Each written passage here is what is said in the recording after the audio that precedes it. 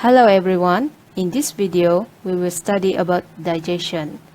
Our main objectives for today are: first, to describe the types of digestion; second, analyze the process and products of carbohydrate digestion in the mouth; third, analyze the process and products of protein digestion in the stomach; and fourth is to describe digestions of carbohydrates, proteins and lipids in the small intestine. Alright, types of digestion. So what is digestion? Digestion is a process that breaks down large and complex pieces of food into smaller and simple pieces that can be absorbed by the body cells. Okay, dalam erti kata lain, digestion is pencernaan, right? So, digestion is made up of two parts, that is physical digestion and chemical digestion. Physical digestion, pencernaan secara fizikal, is the mechanical breakdown of food to form small particles, and it involves chewing and peristalsis. Okay, aktiviti mengunyah itu adalah pencernaan secara fizikal, iaitu kita mencernakan makanan yang kita makan tu, okay, menjadi ketolan-ketolan yang lebih kecil. Right? Chemical digestion is the decomposition process of complex molecules into simple molecules, and it involves the enzymes reaction. Okay, so chemical digestion ini, pencernaan secara kimia ini akan melibatkan beberapa jenis enzim yang akan kita pelajari sepanjang topik ni nanti, okay? Alright, digestion of carbohydrates in the mouth. So the digestive process begins in the mouth. So the presence of food in the mouth will stimulate the secretion of saliva from the salivary gland. Okay, salivary gland ni, yang ni rupa dia macam kilang yang menghasilkan saliva. So apabila ada makanan di dalam mulut kita, automatically salivary glands ni akan merembeskan saliva, iaitu air liur. Okay, so our saliva contains salivary amylase. So the pH range of the saliva is between pH 6.5 to 7.5. So between this pH, the salivary amylase, iaitu enzim amylase tu, dia boleh bekerja secara optimum. Okay, works the best between this pH range 6.5 to 7.5. Okay, there are two functions of the saliva. First is to moisten the foods for easier swallowing, and second is to hydrolyze starch into maltose, meaning break down starch, which is complex molecules, into a simple molecules called the maltose.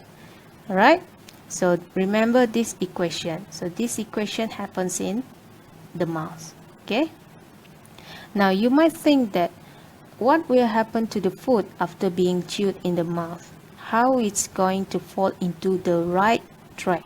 As you can see from the diagram here, we have two different tracks here.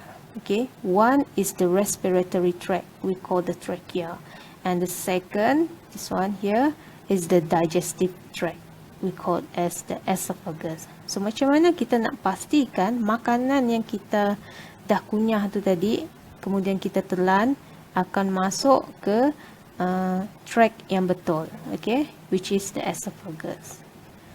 So the saliva helps the food to form bolus. So what is bolus? Bolus is a ball-like mixture of food and saliva. Rupa macam bola lah. Okay. So when swallowing, the epiglottis, this structure here, will close the trachea opening to prevent the food from entering the trachea. So in the esophagus, the food bolus is moved by peristalsis. Okay, dalam esophagus ni, the food bolus akan bergerak melalui peristalsis. Okay, so what is peristalsis? It is the rhythmic contraction and relaxation of muscles along the alimentary canal. So this means there is no digestion, no absorption of nutrients happens along the esophagus. Alright? Okay, so the peristalsis will push the bolus through the esophagus until it enters the stomach. Okay? After the bolus traveling down the esophagus, it will now entering the stomach.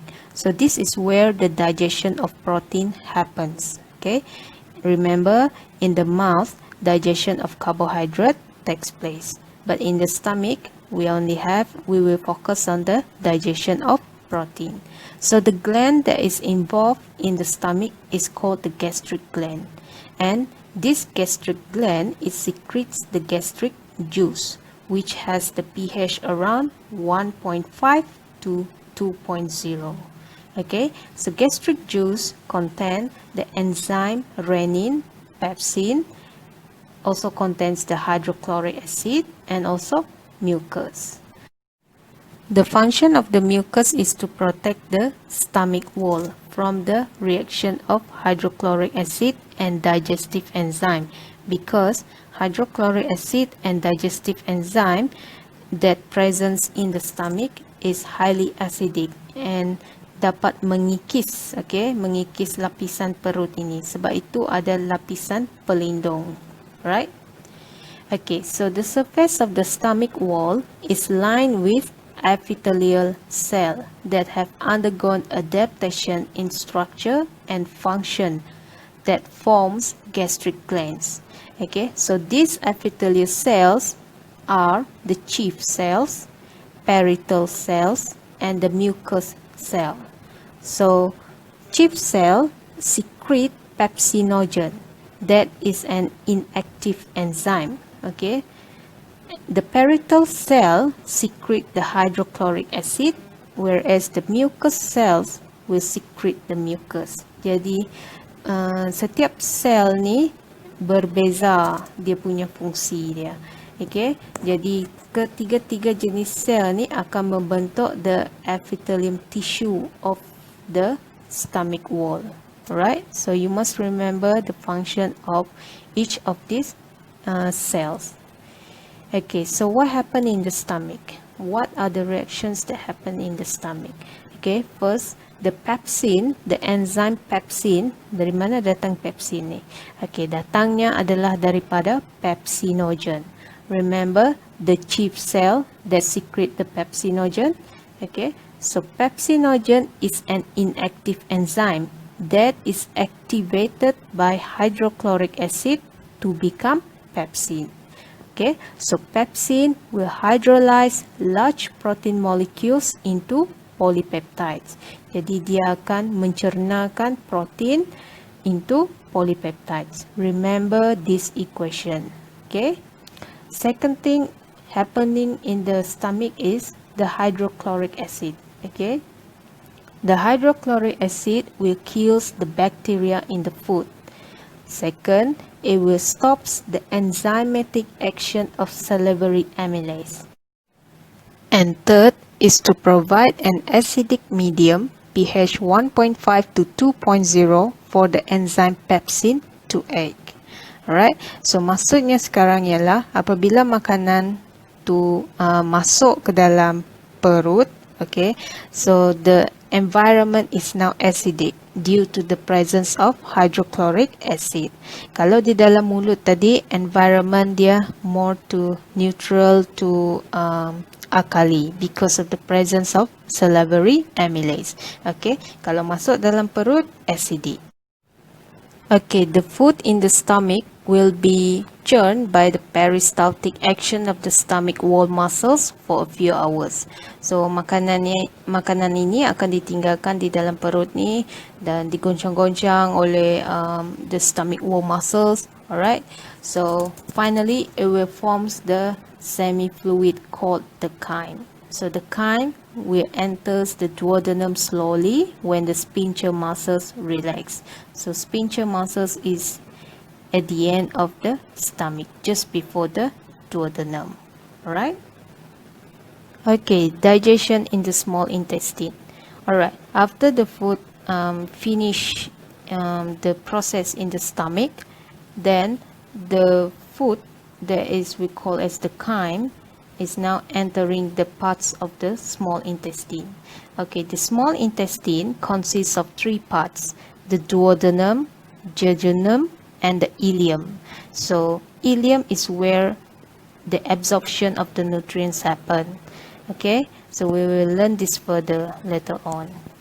Alright, so now duodenum, the first part of the small intestine that receive the chyme from the stomach. So duodenum also receive bile produced by the liver and the pancreatic juice secreted by the pancreas. Okay, let's look at the organ liver. Alright, so liver secrete the bile that has pH 7.8 to 8.5. Bile ni ialah hempedu. Okay, so bile is then stored in the gallbladder. Okay, dihasilkan di liver tapi disimpan di dalam gallbladder. Bile flows into the duodenum through the bile duct. So the functions of the bile is to neutralize the acidic chyme. Second is to prepare an alkali condition that is around pH 7.6 to 8.6 for enzyme action in the duodenum. And third is to emulsify the lipids by breaking down lipids into tiny droplets. This is to increase the surface area for lipase activity. Okay, enzyme lipase. Alright, now we look at the pancreas. So pancreas will secrete the pancreatic juice that has the pH around 7.8 to 8.5. So the pancreatic juice contains LAT. So what is LAT? Lipase, amylase, there is pancreatic amylase, and trypsin. Okay, remember tiga enzyme ini: lipase, pancreatic amylase, and trypsin. So short form dia ialah LAT, just for you to remember it. Alright. Okay, so what happened in the duodenum is the digestion of starch, the digestion of polypeptide, and the digestion of lipids happen. Okay, so the pancreatic amylase will hydrolyze the starch into maltose. The trypsin will hydrolyze the polypeptides into shorter peptides. Remember, dalam perut tadi, the enzyme pepsin will break down protein into polypeptide. And now polypeptide is being broken down by the enzyme trypsin into peptides, and this takes place in the duodenum. Okay, the enzyme lipase will hydrolyze the lipids into fatty acids and glycerols.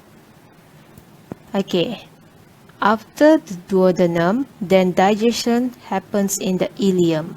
Right, so the gland involved is called the intestinal gland that secretes intestinal juice, which has the pH around 7.6.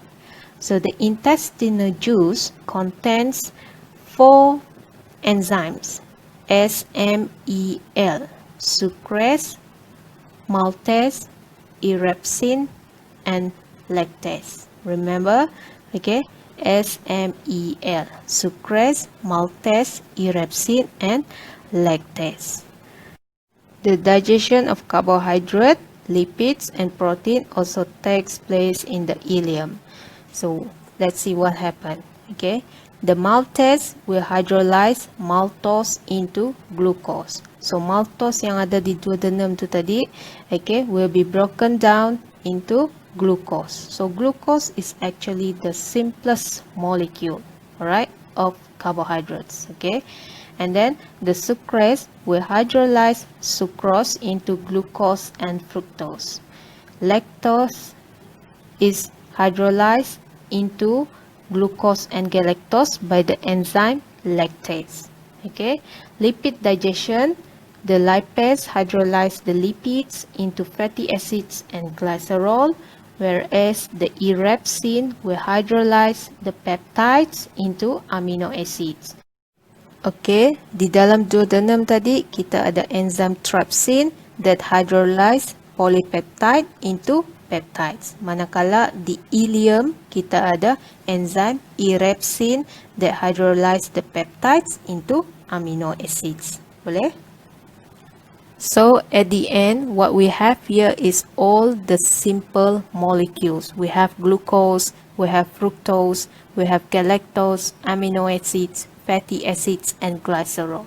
So only these simple molecules can be absorbed by our body cell. So we will learn absorption in the next session. Alright? Thank you.